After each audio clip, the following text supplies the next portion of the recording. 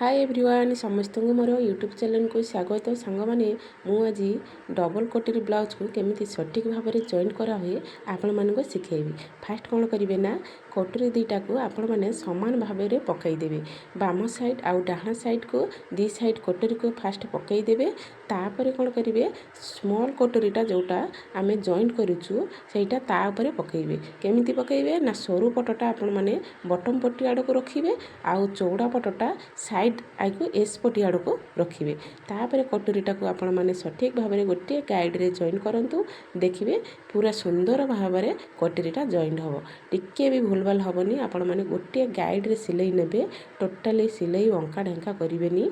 आपण मैंने कटोरी जॉइंट कर सारापर तापर कौन करेंगे मझे जे टक्सटा आम मिडिल रे टक्स पकाऊ सेटा दीटा जॉइंट को मिसेकरी तापर टक्सटा अध इंची रे ऊपर आड़ को पूरा गोटे सुत सरू रे टक्सटा को पकईदेवी।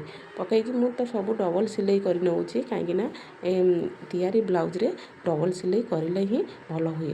तापर कौन करेंगे ये मझे आम कौन करूँ जोटा आम पपटा फुल्का होगी रही जाए जन जनकर ये टिके खाली माने गोटे सुद्रे टिके सेप करी मझीटा खाली टिके सेप करदे कि सिलाई करदेवी।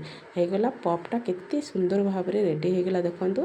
तापर आम कौन करवा दीटा पप को समान करके देखिए सिलाई को सिलाई जमी सीधा थी। तापर आम एस पटीटा को जॉइंट करूँ। एस पटी भी से भाया जॉइंट करेंगे।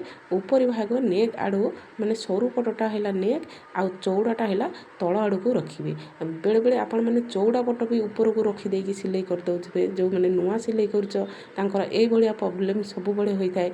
देखो मुझे करुँच फास्ट कौन करुँची ना सरू पटटा को नेक जोटा गला आड़ को रहा हैंड्रा तो डाण साइड को रहा हाथ जोटा बस आपण मैंने से सरू पट आड़ कटोरीटार ऊपरी भागर बसैबे गोटे गाइड रे बसईदेवी।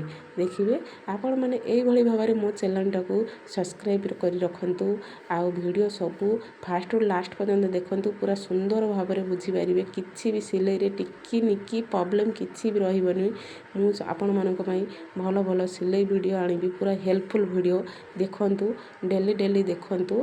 संजू डिजाइन टेलरिंग ओडिया को सब्सक्राइब करके रखु। तापर मु भीपटी केमती जॉइंट करुँची भीपटी भी सेमती बटम पट्टी आड़ को चौड़ा पटटा रखिए आउ साइड रे जो पटा आम साइड फिटिंग मारुचु सेटा से आड़ को सरू पटटा रखिली रखिकी जॉइंट करदेली। देखो सांग मैंने मु पूरा सहज उपाय बुझाऊँगी आपण मैंने सुंदर भाव में बुझीपारे कहीं भॉइस देकी बुझेले आपण मैंने भल भाव बुझीपारे।